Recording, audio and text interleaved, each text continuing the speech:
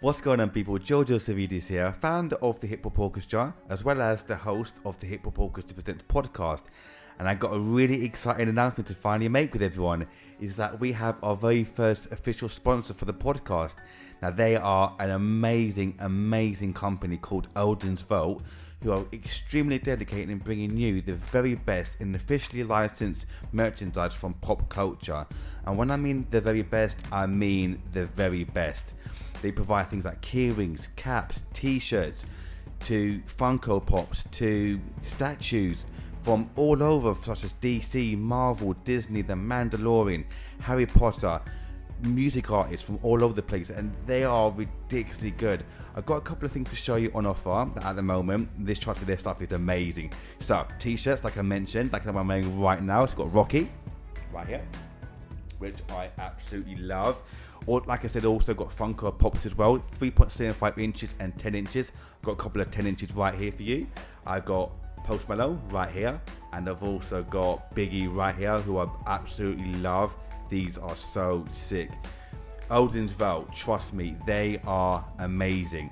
Now, I'm going to leave the link below in the video right here, and also in the description below as well in all future videos from the podcast. But trust me, Eldon's Vault are amazing. Website is www.eldonsvault.co.uk.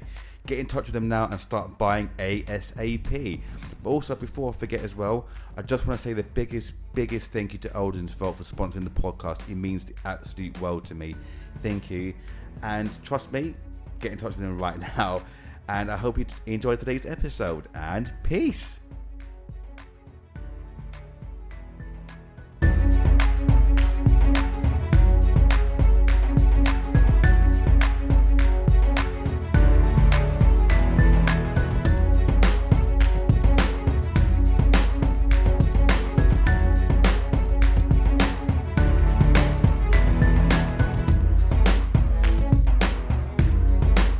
What's going on, people? Welcome to another brand new edition of the podcast. We're joined today by a fantastic guest today, PhD student Helen Roumeliotis. How are you doing? You okay?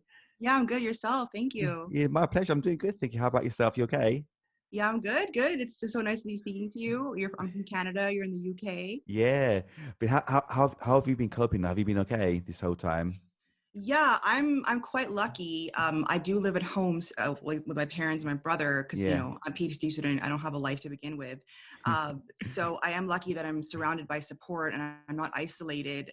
So I've been quite lucky in that all my work can be done online and virtually, and I'm able to work from home and continue my work.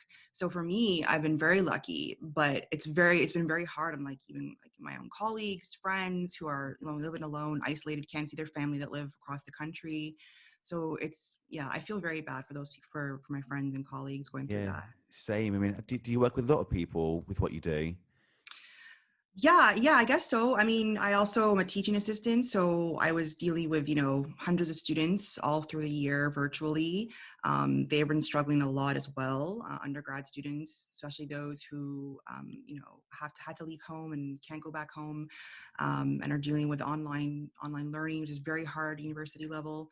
My own colleagues, both in my program and who I work with at the university.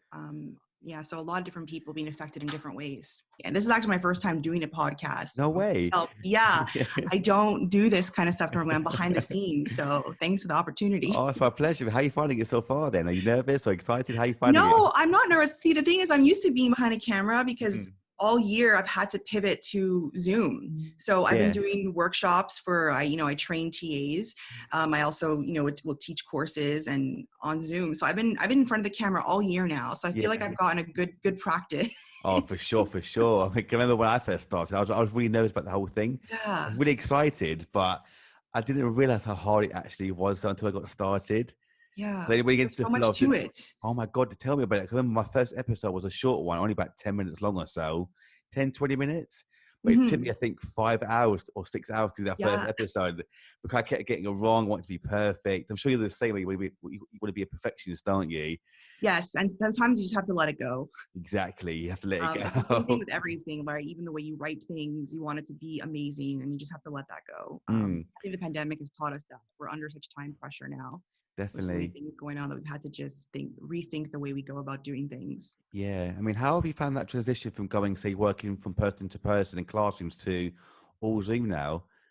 Really hard. I'm very much used to being around people all the time. I'm used to being on campus all the time, working with different, music communities in person with different like age groups, working with students. And now I'm just like always home.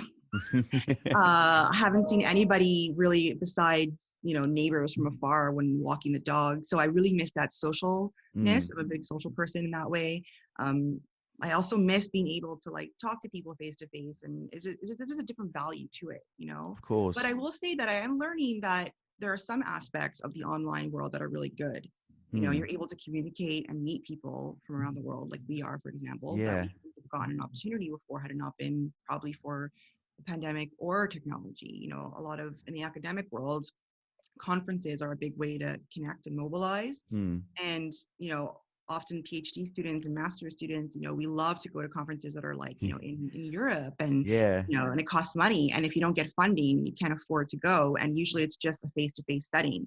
But because of the pandemic, all the conferences from around the world have all gone digitally, and it's actually allowed people to afford to be able to attend and allow them to have these connections they wouldn't have had before. And there's a lot of Mm, talk in the academic community that conferences, we're going to go back to a face-to-face, we'll have face-to-face settings, but we'll still stream it live and allow people who can't attend to still be part of it and still be able to make connections and listen to people and maybe give their own talk that they wouldn't have been able to before. So it is changing the way that we are doing things.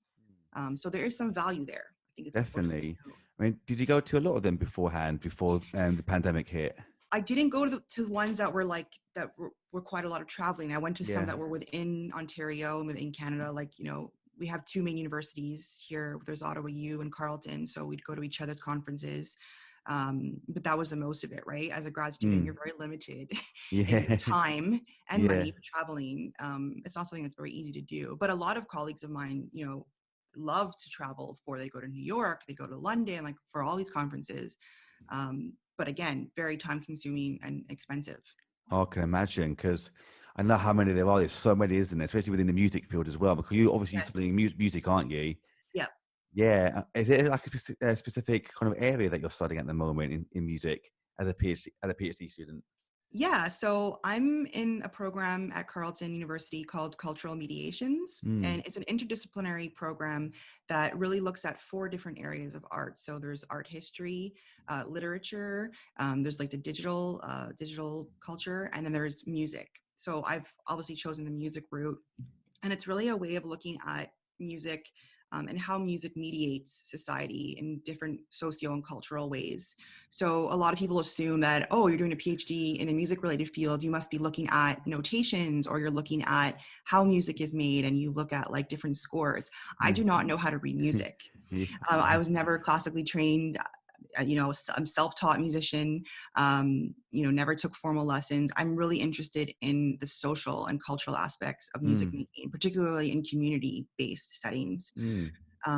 So I'm looking at, for my own research, I'm looking at the way the pandemic has forced us to do these community music activities online through synchronous sessions like Zoom. Yeah. Because like I said, we are going to be going towards a time post-COVID where we are going to be having this hybrid approach to everything. We're going to still have face-to-face opportunities, but we'll also be offering online things for many reasons, right?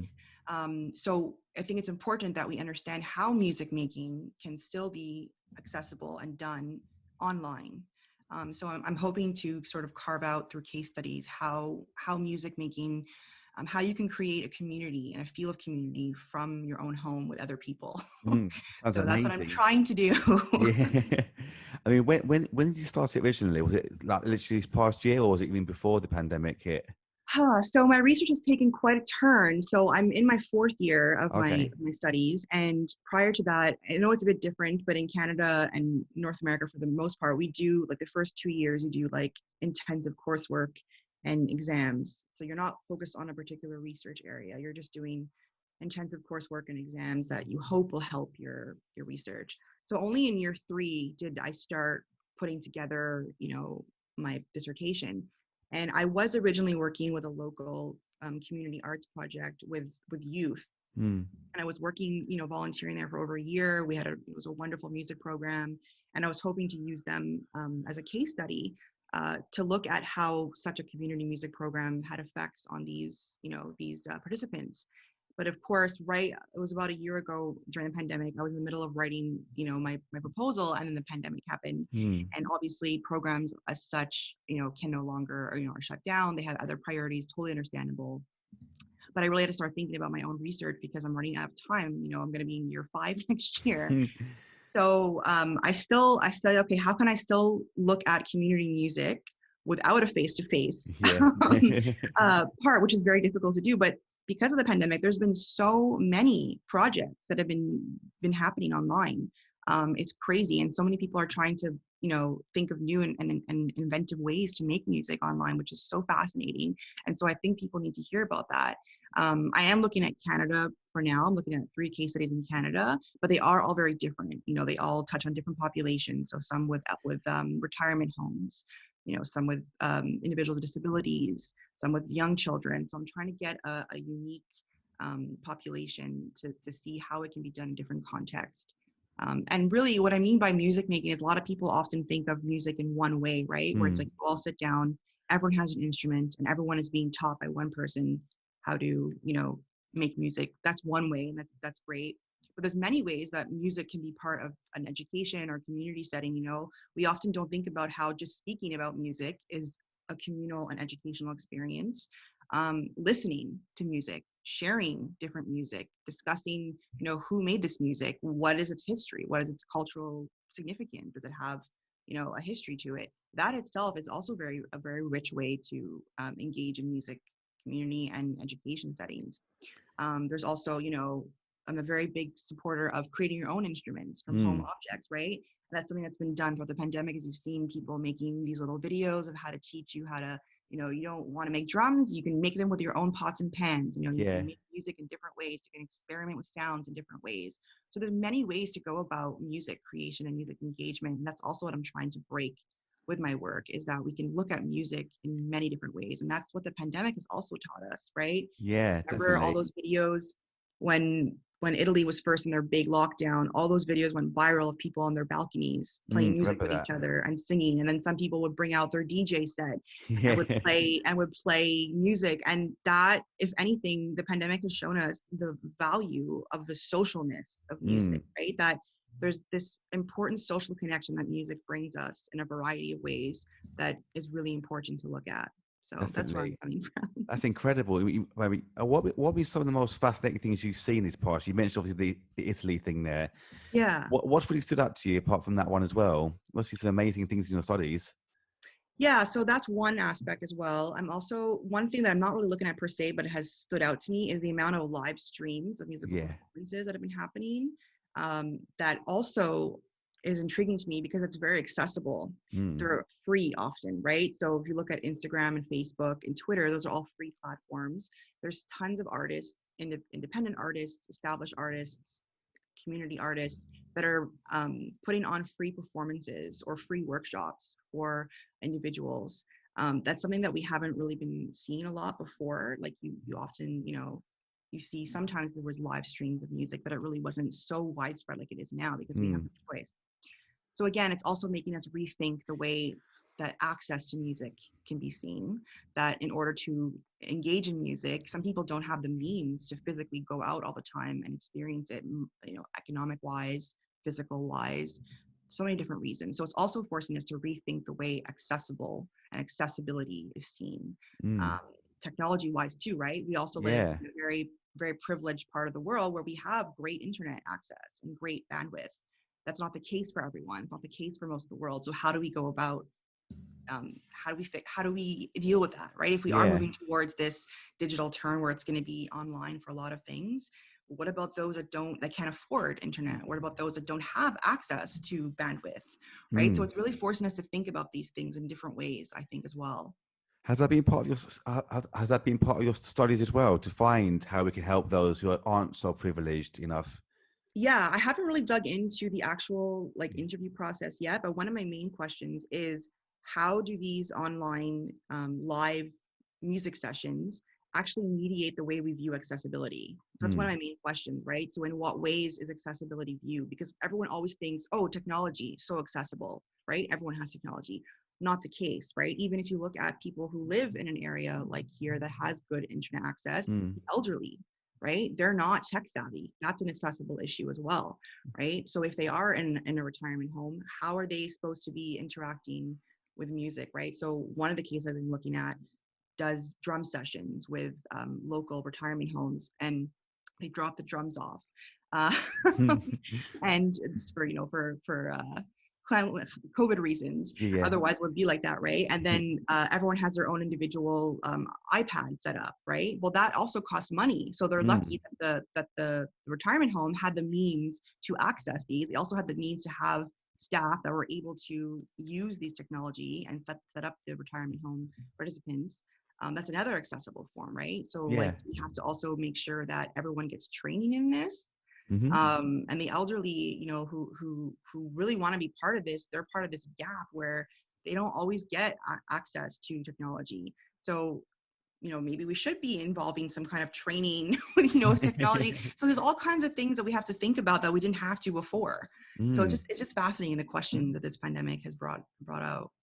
Definitely. You must have so many ideas though for the next steps as well with how. I do, and I'm in this mode where I'm not there yet, where I'm not able to actually do the interviews and dig into the real questions and get answers yet. I'm still working on like the early stages of writing things down and getting, you know, ethics clearance, all the things, all the fun stuff that you have to do. So I'm not there yet, but I'm so excited to get there and ask questions and really understand. And also speak about, like, it's so recent, right? So like, how was it going online? Because I'm working with a lot of community artists who have never done online stuff before. So I'm really interested to hear their experiences of how it was for them to have to completely pivot and to go to this online forum. Like you and I were talking about before, we've never done this before. So I really want to hear as many experiences as I can and discuss that further. Yeah, it sounds incredible though. It really does. I mean, have you spoken? Oh, you said I had the chance to. Have you spoken to anyone who's like literally just joined this like kind of Zoom world? And have I just like spoken to people in yet? general, anyone? Yeah, I have. Not on like an actual way where I can like write about it and like publish it, but in informal ways I have been hearing people's experiences. And what's interesting is people I've spoken to, they've all been super not keen about Zoom to begin with. Really? So when they would first consider switching to Zoom, right, they were like, oh, I really did not like the idea, and I really hated it because, you know, community music is about socialness, and how can you be social and feel connected on a computer? But some people I've spoken to said it changed their mind completely, that they never realized that you actually can elicit a feeling of connectedness through sound too. Like, although there's sound issues through Zoom, like there's a lot of like latency issues, there's still this, like, you know, I can move forward and I can manipulate the way we feel and the intimacy. I can bring in my dog and cats. I can bring in my brother, and you kind of all of a sudden change the scenario you're in, right? So there are many ways, especially Zoom too, you can change your virtual background. I can change my background right now and put it to something really silly, and that will change the mood too. Or I can give you a tour of my house, right? And that brings a form of intimacy and connection and community. So it was really funny to hear how some of them were very, very, very resistant. And now we're saying, well, actually, there's actually some really cool parts about it. Definitely. And I found it quite difficult at first myself, but like you said, I'm so used to it now. Yeah. It's that second nature. I mean, you must be on it all day though, with what you do though, on it all day. Yeah, especially now it's calmed down a bit because courses are done here, like final exams are all done. So classes are done for university. But literally it's just like, okay, what day do I have to be on Zoom at what time? Whether it's for meetings for, I know my TA job or my other work with the university, or, you know, my supervisor, or all kinds of events. You know, I also work where I train TAs. So we have workshops all year. So I was doing like 3 workshops a week at one point. So being on Zoom for like 3 hours a day. Wow. And Zoom fatigue is real. It is real. It is, and that's something that we also have to take into account. That's a very important aspect too. See, that's the thing that people don't realize is Zoom fatigue, isn't it? Because me being a teacher as well, I'm in it all day, or I was before anyway. I was all day, then do podcasts afterwards or meetings afterwards. I was literally on it from say 10 until 7, 8 o'clock at night. And my eyes were just about to fall out of my head at one point. Yes. Exhausted. Yeah. Yeah. You did go back to face Yeah, teaching, yeah. right? So I'm Yeah. back to teaching now. So 2 weeks ago, as of this podcast, we went back to school as normal. So last week, actually, and like, yeah, 2 weeks ago, sorry. And it's been fine. So we haven't actually stopped teaching now, but Yeah. you've been at home the whole time, haven't you? This past year and a bit, you've been at home the whole time. Yeah, yeah, our campus is still closed. Like if I want to go to campus to pick up books, I have to get like a clearance and then have like a time to go there and then wait and then go in. So I Yeah, can't just like go in and be like, I want to go to the library. yeah. Everything's shut down. Do you have to do you have to book a time to go to the campus as well? Literally, Yeah. like I actually will have to because I've left a lot of books in my office over a Mm. year now, and I think Wow. I need them. Yeah. So I have to like contact my department, and then I have to contact security, and then I have to fill out a form, and then book a date of when I want to go, Wow. and then get like escorted in because all the doors are locked. Yeah. So, So what happened then? Did they change like the whole situation and said like you can't get your books now, but use say PDFs or documents instead? Is that how it worked for you? so for me, I'm really lucky because we have access to our library digitally, and our library is amazing. There's like so Mm. many digital books. It's an incredible it's collection we have.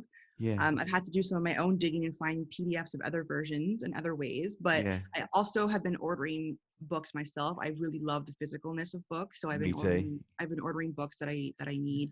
But you know, I have like 10 library books that I took out like over a year and a half ago, Wow. and they're just sitting on my office on campus. And you know, it's funny, you get an email every week from the library saying, don't worry, it's not due just yet, no Yeah. late fees. I'm like, well, I hope not. I Like hope not. It'd be quite almost expensive. 2 years. A 2 year late fee. Yeah. So you got 10 books waiting for you in your office. Yeah, and I think Yeah. and the library is doing curbside pickup for certain Mm. books too, which is kind of cool. So you can call in and be like, I really want these books. Can you like leave them for me and I'll come get them? Yeah. So there's a lot of options there, but I haven't needed to go in because I'm very lucky that I have everything accessible here. But I think I will have to make the jump and go get those notes and Yeah. books in my I don't really have to. But when you do go, then do you have to be like say fully covered in the whole outfit, or is it like a face It's mask? just Okay. Okay. mask. Yeah, we have to wear a face. The full PPE thing is really Yeah. just for like the people who work in hospitals and work in very at-risk settings. But Okay. here I don't know how it is there, but here it's just like mandatory mask. Okay. Same sort of thing here. Actually, just mask Yeah. is fine. But is your campus far from where you live at the moment? It's about a 20-minute drive, so Okay. it's not too bad. That's not I'm too in the bad. suburbs, and the campus is like I said, there's two universities in Ottawa. So there's University of Ottawa, which is like right downtown, like it's near our capital parliament. It's very dispersed, like Mm. the buildings are kind of all around the downtown city. And then Carleton is really its own like literal campus. Like it's a little own town. Like you turn into a street and it's like this Yeah. beautiful, like very picturesque, almost like in a movie, like campus. Like the football field is there. There's like all different buildings. Like it's literally its own city. It's by the water. Oh, So you literally lovely. go into like your own little town. That's exactly what I picture Canada to be like. And I've always dreamed of Yeah. going there one day. Well, it's not all like that, I can I tell know, I you. know. Like, yeah, but it is a really, really beautiful campus. Like, we're right by the canal, so in the Yeah. summertime, students are like fishing and like sitting by the water and reading. Like, I really miss it. Oh, I can imagine. It sounds beautiful. And being a PhD student, is that part of your job to do teaching, or is that just a separate entity to what you actually do altogether? So being a teaching assistant, it comes with it. Oh, Yeah. did we Okay. freeze a little bit? Oh, I I think we can hear froze you. a bit. Can you? I can hear you Okay. perfectly. Yeah. There you go. Oh, yeah, we froze a little bit. So normally when you get into a PhD program or a master's program, they offer you a teaching assistant position. So it kind of comes with your acceptance scholarship, Mhm. if you will. So I have a guaranteed TA-ship for 5 years. So I'm going into year 5 next year. So I'm guaranteed a TA-ship for 5 years. It all depends on funding, right? Not everyone gets that offered, but usually in PhD, it kind of comes with it that yes, you will be. I know it's different in the UK and in Europe. I have some friends that have actually done their PhD in the UK and they don't get TA teaching assistant. Oh, really? Like, oh, really? That's interesting. Yeah, Very different way of approaching it. that is. I mean, did you do any teaching before that as well, or was it your first time actually going into teaching? During my master's, I was also a teaching assistant. So here, so Okay. I did my master's in music and culture at Carleton, and yeah, so my first time was being a teaching assistant there for the introduction to music Yeah. study, and it was a little nerve wracking, just like Yeah. being like, here's essays, mark them. Um, but you get used to it, and then you get opportunities to like give guest lectures and hold workshops for students, and so it really really does help your pedagogical training. Yeah. I love teaching. I really hope that one day I get to teach at a university level. So it's been very good for me training wise. That'd be amazing. And I was gonna say there for the sake now, but how do you feel giving workshops and conferences yourself now? Well, the workshops, yeah, it's always weird because I don't feel like I'm this person who like knows everything. I Yeah. always feel like I'm still this person who's like learning. So I Yeah. feel like I never have enough to like offer, or that I'm not this person with all this knowledge. But Mm. it's called like PhD students group people. It's called like you kind of guilt yourself that you're not this person who's there yet. So I've had to really tell myself, no, I have experiences. I Hmm. have a master's and fourth year PhD. I have a lot of experience. I have a lot of knowledge. Yeah, you I can do. do this. But it's very hard. Like I've been very like critical of myself. We're all like that. Of course we are. Here.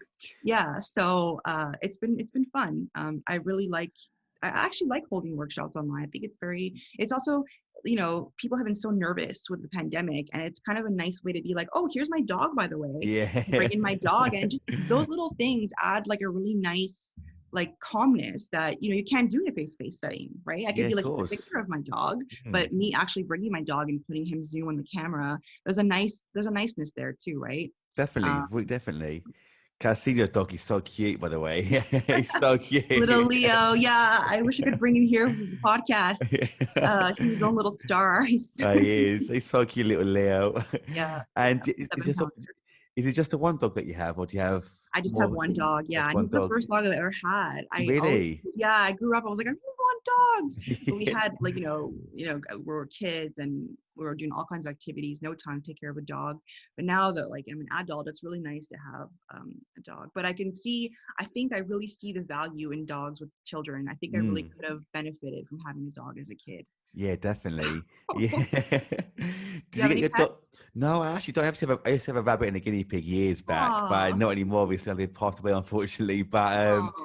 did you get your dog during the pandemic, or 'cause I know a lot of people got pets during the pandemic, but were Yeah. you just before pandemic or during the pandemic? No, way before. We Way got him before. in 2013. He's 7, Okay. almost 8. Wow. Yeah, Yeah, it's amazing. little puppy for life. Yeah, yeah, he's so tiny. But what breed is it? Your dog? He's called a Morkie, so he's half Maltese and Yeah. half Yorkshire Terrier. Oh, So nice. a Morkie is a Maltese and Yorkie. So he's hypoallergenic. He doesn't shed. Oh, wow. He has like that Yorkiness in him where he's very like spunky, Yeah. but he also has a Maltese that are like lap dogs. So at night Yeah. he's very calm. So he has a really Oh, nice demeanor to him. yeah, it's lovely because a good friend of mine who's part of my orchestra, Sal, she has, I can't remember what dog she has, but if you saw him actually sheds her hair though, oh my Yeah, God. So I she sent me know. text me a picture of how much hair it molts. It's like a carpet on the floor. It's ridiculous. Yeah, I know. That was one of the things that I factored in when getting a dog is I wanted a non-shedding dog. Mm, And I didn't know how many breeds there were that are hypoallergenic. yeah, So it's yeah, fascinating. it is.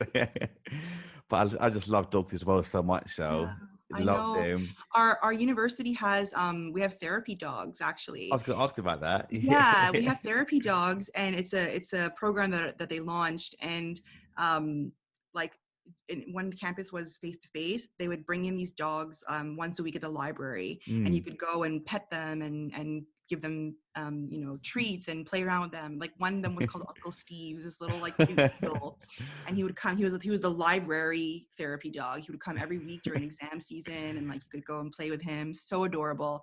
And then they started upgrading and getting more dogs in, and I was very lucky that I was in a building where one of the women who owned one of the therapy dogs mm. that was training had to bring him in every day as a puppy to get him used to being Yeah. around professional settings. And so I got to see some of them as puppies, but Yeah. like you had to know that when they Oh, had the vest on, it was real business. Like yeah. don't like approach them and like be all like cuddly with them because they're being trained. But Mm. then when the vest came off, you could like go up to them and play with them. So I got to see them growing. And then Yeah. they launched virtual therapy sessions during I the did pandemic. they? Yeah, they would offer sessions where you could go on camera and you could like see all the different therapy dogs and just like see the owners, and they could, you know, do tricks with them. Of course, not the same as, you know, touching them and playing with them, but it was just a really nice thought. I thought it was really cool. That is really cool. 'Cause I was going to ask about the training actually. 'Cause I thought, stupidly, I thought they would just be put into the campus, the workplace, and they'd be fine. But I didn't think of it until right now that they actually have to be trained, don't they, to get Yeah, used to the whole area? they Uh, really do. They have to not bark at anything that walks by, you Yeah. know, no barking. You know, my dog, if he saw a squirrel, he'd be gone. So they have to like train them not to be like that. So Yes, yeah. I saying that actually, same thing happened with my friend's dog. Actually, Sarah, a really good friend of mine, her dog did the same thing actually. Where I think he saw a squirrel or something, just ran across the road, almost caused a traffic yeah, accident. oh no. It's mad, and Yeah. it's a big dog as well. She's really petite as well, so the dog's massive, but it's like it's bigger than her. But it's Oh, mad. But I just love dogs so much. And I know. you got a cat as well? Did you say as No, I well? don't. I was just Oh, thinking that was yeah, I've I'm got allergic Max. to cats. Are I'm you? allergic to cats. Yeah. Oh That no. was just an example of when I was talking about the workshops, I think. But no, I Okay. don't have any cats. No, I'm allergic, unfortunately. Yeah. The only cat I could ever have would be like a bald one. The ones that have no See, me, I hate the those biggest cats. word there, the one in Yeah. Austin Powers there. Yeah. See, I hate those. I hate those I know. cats. I can't lie. I hate I them. heard they're really sweet though. I heard they have a very Yeah. sweet demeanor. Yeah, but you Um, know what? I don't know why, but the idea of stroking them like, weirds me out. I don't know why. yeah. It's like I stroking your know, skin. I know, I know. It's crazy how they're just born like that. They never even grow anything. Yeah, it's crazy, isn't it? But going back to your PhD, though, Yeah. how did you get into it originally? Have you always been interested in the music side of things, or did you get pushed into it? How did it work for Oh, you? yeah. It's a very interesting story. And I think it's really important because not everyone knows what they're going to be doing. Like if you were to ask me like 10 years ago if I would ever be doing a PhD, I'd say you're insane. Yeah, Like I struggled a lot in school, like a lot. In high school, I would really. always be the kid who had to go to summer school because I failed math and science every Wow. year. You know, and I grew up in Montreal, and in Quebec, in Montreal, Quebec, Mm, there's high school, and then you go to something called CEGEP, which mm, is like a college prep, and then you go mm. to university. Okay. So I went to CEGEP, and I was not doing that great. I didn't know what I wanted to do. I was in like a general program, like child studies. I was like, maybe I'll, you know, maybe I'll be a child, I don't know, daycare worker, or work with children. Mm. And I didn't really like it that much. I did some placements, and it wasn't for me. And I actually went, I actually went through some trauma. So trauma has helped me as well. I'm not sure if you're aware, but in 2006 at Dawson College, which is the CEGEP I went to, there was actually a school shooting. No. Yeah. So in 2006 in Montreal, so I was actually in class and I was going to the cafeteria to meet my friends. And had that teacher not held me in class a bit later, he usually let us out early, I would have been in the cafeteria where the shooting happened. Wow. So yeah, one girl died. I did not know her, but it was very, very sad. There was over like 18 injured students, severely injured. The girl I was going to meet um, was shot several times. Wow. So it was quite traumatic, and that, you know, really affected me in ways that I never knew. So I continued that, and then I got into university. I got into Concordia in sociology. Again, I didn't know what I wanted to do. I was like, I'm good at the social sciences. I'm good at, you know, I really like learning about people. Music had always been a big part of my life, but I never saw it as something that I would ever be looking at academically or professionally. Um, so I got into Concordia, and after my first year, everything was fine. I was like, yeah, like nothing's happened to me. Like I have no trauma. Everything's great. Mm. And then it's like a light bulb went off. Like they were Yeah. doing construction in downtown as they usually do in Montreal. And just like the construction just turned a light switch off of me, and I began to panic. And that was the day that the PTSD really kicked in, and I wasn't able to go back to school at all. And so through that is when I really got into music. I taught myself how to play guitar.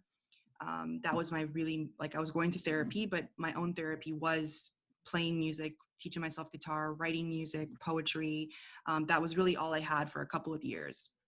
And then I moved to Ottawa a couple of years later, which was a very good new move. My brother was going to Carleton, so I was like, oh no, I'll check out Carleton. Maybe I'll transfer there, because I never finished my first degree. And so I was still doing music, but I was like, I don't know if I'm ready to go back to school. It's a new city. I also have PTSD where like I'm scared of like, large crowds. But Carleton, like I said to you before, it's a picturesque little town, right, where you drive in. And so I felt immediately safe when I went there. I was like, okay, I'm not in a dispersed downtown setting. I feel very safe here. And so I transferred there into the sociology program. And then I got really interested in, looking at, at-risk youth. That was just something that came from that program. And then I decided to do a second bachelor degree because I didn't know what I wanted to do. So I got into the criminology program at Carleton.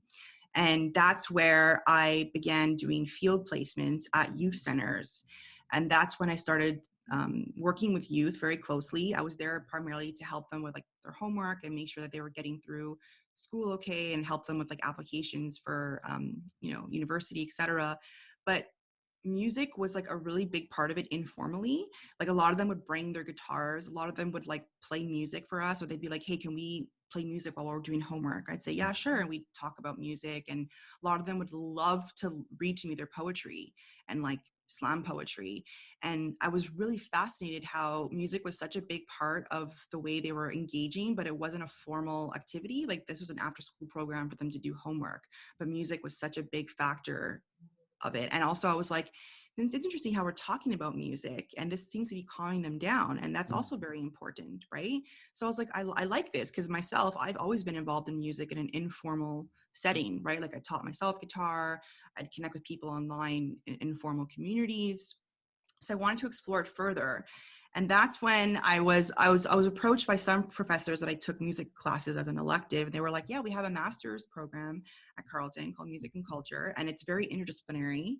And it's the socio-cultural look at music, which is what you're interested in, right? You have a sociology and criminology background. You could apply it. And I never knew that was a thing. I always just thought, oh, a music degree is like you study music and you learn notation and you learn instruments and that's it, and you perform. I didn't know that there was like an actual discipline that you could look at music from a socio-cultural point of view. So I applied and I got in. And that's really where like it sparked from where I am now. I was like, okay, I'm really interested in learning more about, the academic side of the socialness of music, the way it can impact people in positive ways, the different ways that music can be engaged with. And then I heard about the PhD program at Carleton as well. And I was like, I'm just going to do it. Amazing. And that's how I got there. So you never know where you're going to end up. Of course not. I'm just so sorry that happened to you. It's a big part of me, but I'm very comfortable now, like talking about it. And I even tell my own students about it too, because we don't often realize the experience that we go through, how much they're going to impact our future. And that really impacted, like, had it not been for that, I probably wouldn't have gotten into music as heavily as I did. Yeah. Right. So like, it's a very big factor in where I am now and the way that I look at music. It's influenced me in many ways. Of course. I mean, how are you coping today though? I know you seem to feel more comfortable now, but are you okay at the moment? I am. Yeah. I still struggle with my own issues. Like I still have a lot of claustrophobic issues because when the shooting happened, I had to go into lockdown in a hospital across the street for safety for like 6 hours. And I was in a room. And I think that really triggered like something in me that now I'm very claustrophobic, and I never was, right? I was always the kid who like would fight for the elevator to press the button first. I would be the first one to like go on a roller coaster. Yeah. I like would never think about that ever. And now like, I mean, I literally had to train myself to go in an elevator for my master's degree because I found out I was on the 9th floor of a building. I was like, of course, it's on the 9th floor of a building, So I literally brought Leo with me He was 2 years old at the time, and we would just go to campus during the summer before I started my master's. And I was like, come in the elevator with me and like help me get used to it. And he did. And like I would go every day myself to like practice, and that really helped me. It's still a bit of a struggle. I'm still a bit claustrophobic, and I haven't been on a plane in a very long time. No, I don't blame you at all. Yeah, but I'm definitely better. I found coping ways. Like again, music is a big part of it. My school has really helped me, like very much so. I still have some things to deal with. I still get very anxious, and the pandemic Yeah. did not help. It kind of like threw me over. I actually took a leave of absence last summer from my studies, so I took all of last summer off. So like just to show people that like you're always kind of going through it. Yeah. So I took last summer off. I was like, you know what? I need to just reset, focus on me. So last summer I didn't do any work. I took leave of absence, meaning that I wasn't registered with my program. I mean, I understood a lot of students did just because of the pandemic. But for me, I was going through a lot of stress because of the unknown. And then I kind of took the summer to just do me, relax, and that really helped. And then in the fall, you know, I kind of like got back into it. Yeah, brilliant. But I'm just incredibly proud of what you're doing at the Oh, moment. thanks. To go through that, I mean, you only hear about these things in films usually, don't you? But for you to actually experience it yourself and then to overcome it and do what you're doing now is, I think, incredibly inspirational. It really is. I I try mean, to bring that out to people too. yeah, Like I try to like I tell those stories to as many people as I can. yeah, you have to because it's amazing. I mean, do you still have any kind? You said you find your ways of coping now. Do you still have any kind of therapy sessions at the moment, or people to talk to help you with things, just in case you do get overwhelmed again? Yeah, I haven't seen my therapist in quite a while, but I do like if things got really bad, I could definitely like access him. Um, I'm very lucky that I have like very, very supportive parents. Like my mom is like amazing. Yeah, and I can imagine. She can Yeah, always tell when like I'm getting really, really, really stressed out, or if something's like bother me, if I'm not acting myself. yeah. So that is where I am right now. I'm not seeing anybody, but yeah, my work has really helped me though. Like it's, and also the pandemic has weirdly helped me because now I'm kind of like, okay, I actually want to do things when the pandemic is Yeah, over. Like yeah. I think I want to travel now. Yeah. So yeah, so it's kind of weird how things work out. It is, but just as long as you're okay at the moment now and doing well, that's the main thing. Yeah, I'm very, again though, I'm extremely privileged because not everyone in this situation would have had the support I did. Like my, you know, when I was at my lowest point, my parents were like literally forcing me to go to therapy. And that was something very hard to do. Like that's not an easy thing to do. And if I didn't have parents who were that involved and dedicated, who knows where I would have ended up. Mm. Right? So like they really like they were the ones who really forced me to go. They helped me. They're the ones that helped me and encouraged me to, you know, think of a new school and transfer. You know, we moved here. It was a great move for me. It really helped me because I have a lot of family in Montreal, but Montreal still has this like anxious feeling to me. Mm. I don't really care for going there a lot. It always brings back um weird feelings and like uncomfortableness just No, of because of course. yeah.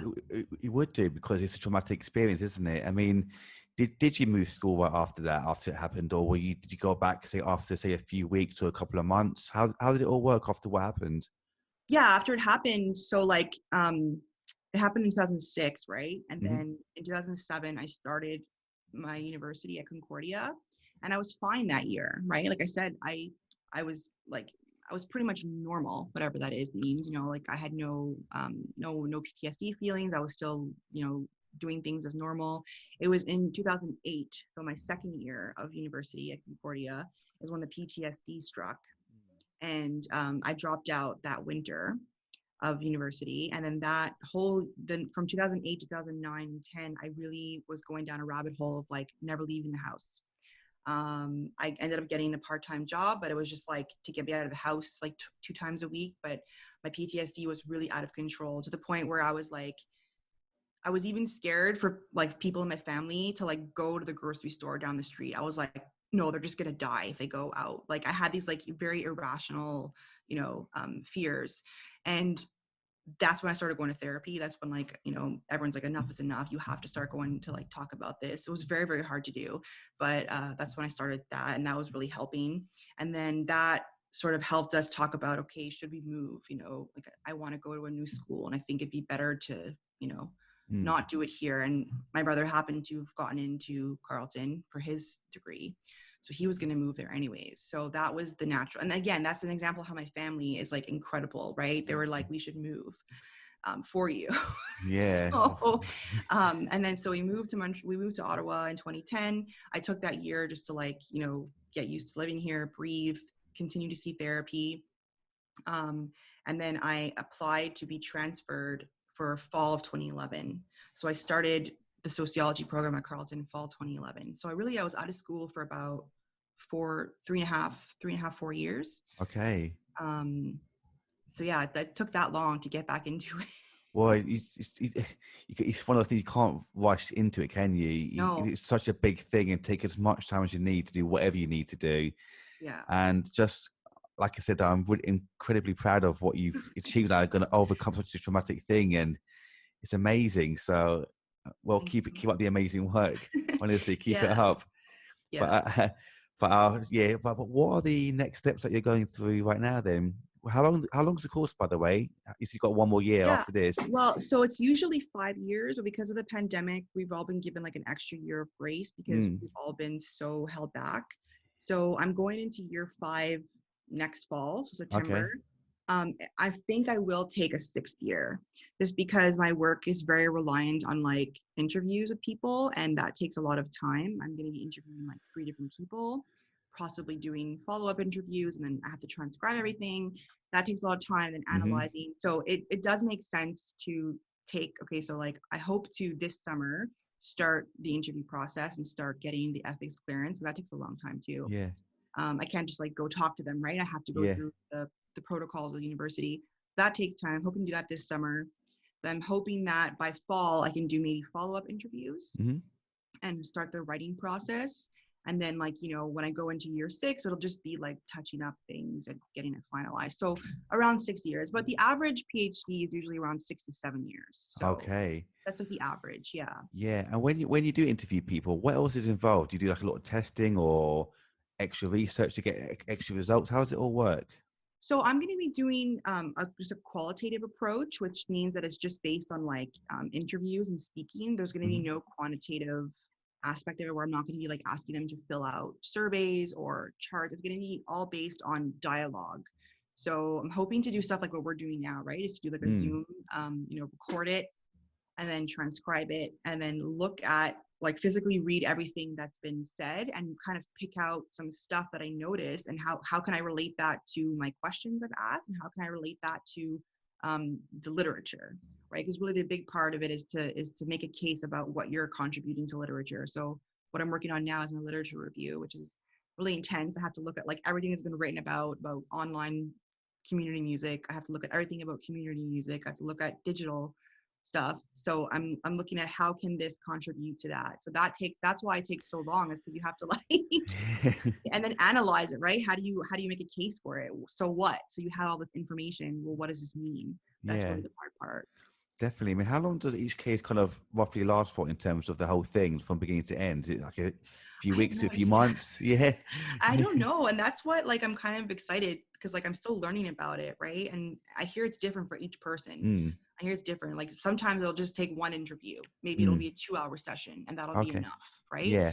But then you'll need to do a follow-up, right? Like you'll want to do a follow-up to say, hey, I noticed that you said this. Can you expand on what you mean by this, right? Yeah.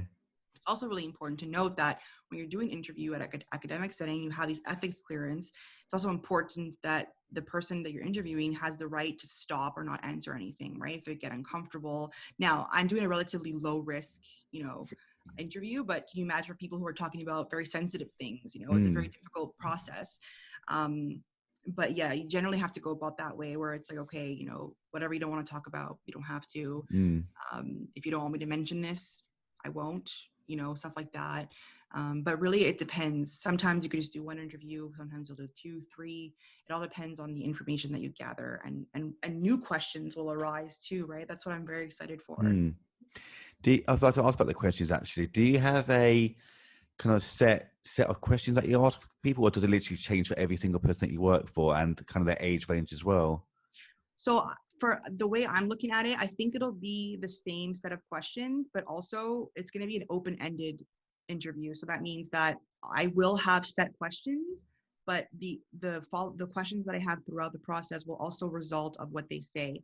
Mm. So what they say, I might ask a question that's not on the script, right? So I'm gonna like follow up of what they've just said, and like kind of like what we're doing now, right? Like you Hmm. bounce off ideas. So it's gonna be that kind of process. Okay, Open-ended questions that I definitely. think lead to different dialogues. Yeah, and do you think that might be a silly question? So sorry if it is a bit of a silly question, but No, do you there's think no silly that questions. do you think that what you've encountered in your life has kind of helped you to approach different people as well, saying I've gone through something traumatic myself, so I know how to read people better, or I know what people might be going through better. Do you think that's kind of helped you in a way?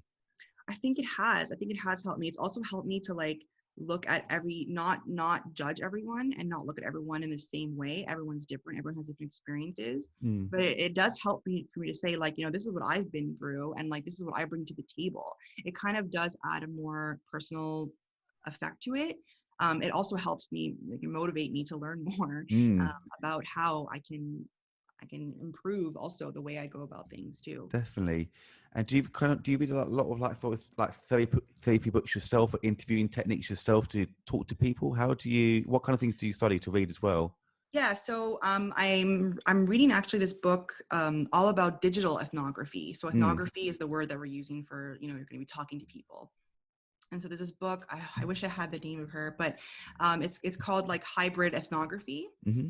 and it just came out last year. And Okay. so the author was working on it for a while, but then the pandemic also came, so that kind of helped her to write the introduction about in light of the pandemic. And it's a way of going about ethnography from a complete cyber Yeah. society.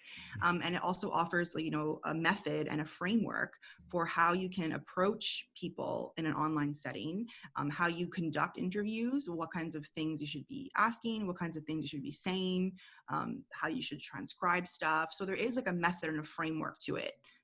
Yeah. What's the word? Ethnography, did you say? Ethnography, yeah. So Yeah. ethnography is what a lot of researchers are doing, especially in the social sciences. Yeah. Ethnography means that you're researching a particular a person or a group, and Mm. you're talking to them, and you're also experiencing. So like when I'm on Zoom lessons that are music, I'm technically involved in that, and I'm doing ethnography work because I'm observing what they're doing, right? And Hmm. I'm going to be writing about it. Okay. So that's what it means, right? That you're interacting with people and you're using what they're saying and doing as a way to inform your research. I know you're So obviously still in lockdown, but do you not have any idea when you might actually start going back? yeah, so there's talk that in Canada, universities in general are hoping to go back minimally in the fall in Mm. September. But we like in Canada, we're not going to be all vaccinated by then. Like everyone who's under 40, like we're not going to be getting our first dose until like probably late summer, and that's just a guess for now.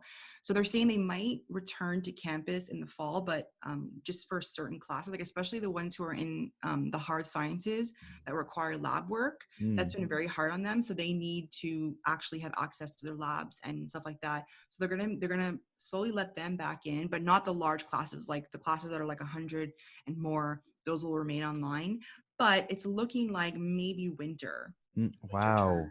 maybe Wow. winter term, things will be able to go back, but it's going to be very different, I think, because we're still going to have to wear masks, I think. Yeah. And because we have, the vaccine doesn't mean we're still 100% safe. Yeah. So I don't know what's going to happen. Are universities open there now or? They are at the moment, yeah. It's Okay. pretty much back to normal in a kind of way, obviously, but Mhm. it's just it's so hard to keep up with what's going on now as Yeah. well. It's so hard. I mean, how are the science students getting on? Think about it. How are they getting on with this whole situation?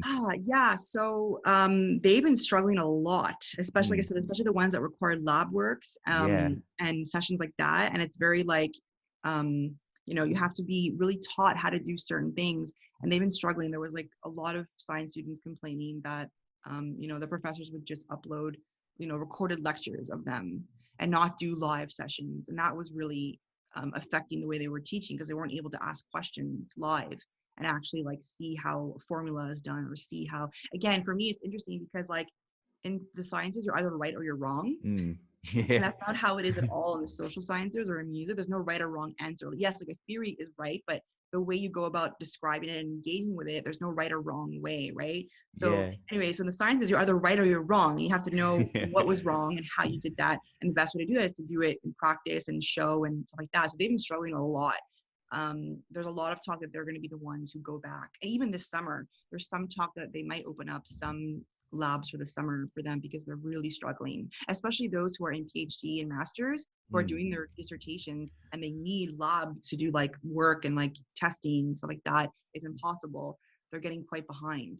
Yeah, that's exactly what I was thinking about. The actual lab work itself. I mean, like I record lectures and videos as well. Like it must be so difficult for everyone, yourself, all the students. It must be so difficult. Yeah, I can't even imagine, honestly, especially the math ones too. And also like for final exams, for the course that I TA'd for, we didn't really do any kind of anything to prevent cheating. We're just kind of like, it's the merit, like, be a Yeah. good person, don't do it. But for the courses that require it's very, very strict math statistics and like, you really cannot cheat to get like an engineering degree or, if you're in stats, they've implemented these things where like you have to have your webcam on while you're doing the exam and like like an invigilator is like watching you. Yeah. And there's been a lot of complaints about that and like issues of like privacy. I don't have experience with that, but like I've been hearing a lot of students are not happy that they have to put their camera on and someone's like just staring at them while they're writing. But I can see why, because those classes are very, very, very easy to cheat. And if you cheat, like, that's your whole degree. See, that's the exact same thing with us actually, because some of the classes that I teach in my school currently, they're doing their theory exams soon in the next sort of couple of months. There's always been delays and so forth, but as part of the online theory now, which is obviously was before in the classroom setting where you had the paper in front of you, multiple choice, and then hand it in. But obviously that's all changed now. So as part of that, exactly the same as you, where they've got to keep their webcam on, and you actually can't create a new tab or go out of a new window, because if you do, that's an instant fail. Right. So that the kids like, I don't want my webcam on and they're just watching me, but it's like, I know it's weird, but you have to, really, you have to. I know, but I know exactly, like you said, I know exactly how they feel. Like, I don't want some random guy or woman just watching me, but it's like, I can't help that. So I know, that's the hard part. I think that's what will continue to be done face to face. Yeah, fingers crossed for you soon. Fingers crossed soon. Yeah, but you know what? I'm going to leave it right there, I think. But I just want to say thank you so much for chatting with me today. Thank you. Thanks for having me. It's my pleasure. How can people? Experience. Thank you. I really loved it. Thank you. And how can people find you online actually as well? So my main platform I'd say is Instagram. So it's Helen Roum, HelenRoum. That's my Instagram handle. Lovely. Thank you so much. Anything else, really? Oh, no worries. Honestly, thank you so much again, Helen. Thank you so much. Awesome. Hallelujah. And take care, everyone. Bye-bye.